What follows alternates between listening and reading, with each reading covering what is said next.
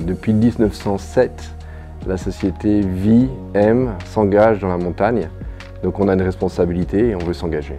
Notre engagement, il est vraiment multidimensionnel. Donc on veut s'engager pour réduire les émissions de CO2, mais on regarde vraiment l'ensemble des étapes, que ce soit les matériaux, nos usines, on a nos usines en Europe, la gestion de fin de vie, et ces différentes étapes sont vraiment fondamentales pour avoir un impact global. Essentiel va y toucher quelque chose de vraiment fondamental, c'est la gestion de la fin de vie de nos skis et d'autres produits qui vont suivre. On est le leader mondial du ski, on a un rôle à jouer. Et ce rôle, c'est un rôle d'ouverture, de pionnier, d'innovation qui est en ligne avec notre histoire depuis 115 ans. Et on veut inviter tout le monde dans ce mouvement. Donc l'idée des innovations, elles seront ouvertes. On va partager, on veut emmener avec nous toute l'industrie.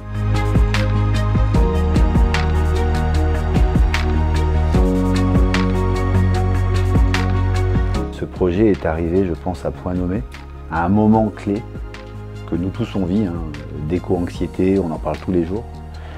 Et j'ai le sentiment qu'on a, à travers ce projet, libéré les énergies positives et qu'au contraire, chacun a été vraiment moteur, acteur du changement. Le projet Essential est très large puisqu'il va intégrer une grande dimension produit, mais de plus en plus une dimension service. Et donc du coup, on fait appel à toutes les parties prenantes de l'entreprise, à tous les départements, et chacun amène sa pierre. Ce projet Essential, ce projet de travailler sur la recyclabilité d'un ski, date d'à peu près une dizaine d'années chez Rossignol. On a la chance d'avoir un service de recherche et innovation qui est vraiment dans l'exploratoire, c'est-à-dire qu'ils se sont rapprochés d'une entreprise qui s'appelle MTB. Cette entreprise MTB est un spécialiste du recyclage, nous on est un spécialiste du ski. Le fait de se faire rencontrer les deux nous a permis de faire un ski qui soit conçu pour être triable au tout début.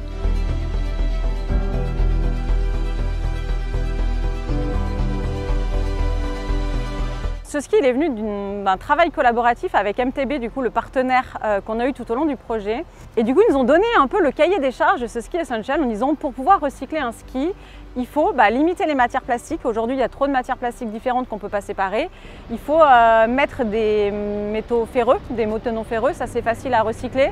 Du bois, ça c'est facile, mais le reste, non. On a essayé de penser toutes les étapes et d'essayer de minimiser l'impact tout au long de son cycle de vie. Donc voilà, de choix de matériaux, la fabrication dans les usines et puis voilà, la fin de vie en triant, en broyant les matières, en séparant les métaux ferreux, les métaux non ferreux, le bois, le plastique et en trouvant une deuxième vie en fait à ces matériaux. Nos skis traditionnels et puis du coup tous ceux du marché, en moyenne c'est recyclable autour de 10% et ce ski là on arrive à 77% de recyclabilité et on espère bien plus dans les années à venir parce qu'on continue, c'est une première étape mais en tout cas on continue à trouver des filières pour les matériaux qui aujourd'hui en fait font pas partie des 77%, il en reste encore une partie et donc on continue à travailler sur ces matériaux là pour faire en sorte qu'on leur trouve une deuxième vie à ceux-ci aussi.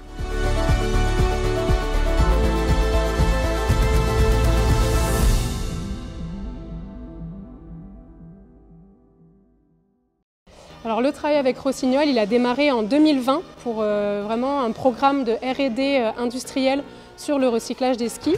Donc en fait, ça s'est fait en plusieurs itérations et c'est ça qui est très intéressant. C'est que d'abord, on a étudié la recyclabilité des skis traditionnels. Donc en fait, on a reçu des skis dans notre centre R&D. On a broyé, on a trié, on a obtenu des matériaux et en fait, on a pu faire la liste des verrous qui font qu'un ski traditionnel est très peu recyclable. Et en fait, fort de cette expérience sur le terrain, on a pu donner des recommandations de Design for Recycling à Rossignol, qui les a intégrées et l'équipe de conception a donc créé le prototype du ski Essential. Et vraiment, ce qui est intéressant du travail avec Rossignol, c'est qu'on est allé encore plus loin, on ne s'est pas arrêté au design du nouveau ski, on les a aussi testés. Donc pour valider ou pas la recyclabilité de ce nouveau ski. Et donc de nouveau, on a reçu des prototypes, on a fait le même process, on a broyé, on a trié et on a réussi à avoir des matériaux propres tels que le bois, l'aluminium, l'acier. Et donc tout ça, ça pourra aller vers des filières de recyclage spécifiques.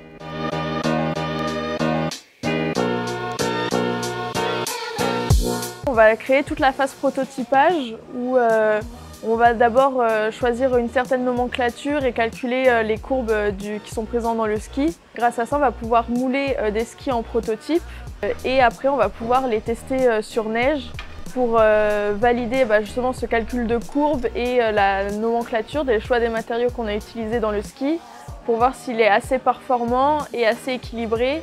Et après c'est un renouvellement, on modifie ce qui n'allait pas et on refait des prototypes jusqu'à l'obtention du ski parfait, on peut dire.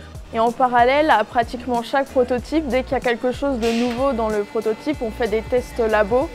Donc il y a plusieurs tests principaux qui sont réalisés à chaque fois sur la casse des skis ou sur leur résistance en fonction des chocs qu'il pourra avoir pendant sa durée de vie. Et après sur le ski final, là il y aura plus de tests qui vont être réalisés pour regrouper l'ensemble de tous les tests et être sûr que le ski va pouvoir être validé.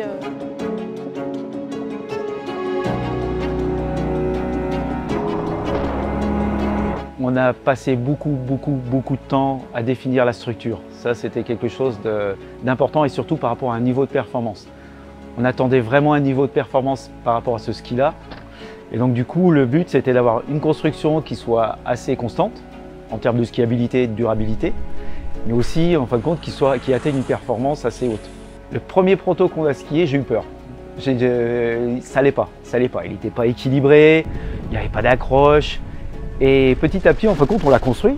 Pour moi, c'était le critère indispensable, c'est de se dire, on n'achète pas ce ski-là pour la recyclabilité, on l'achète déjà dans un premier temps pour sa performance.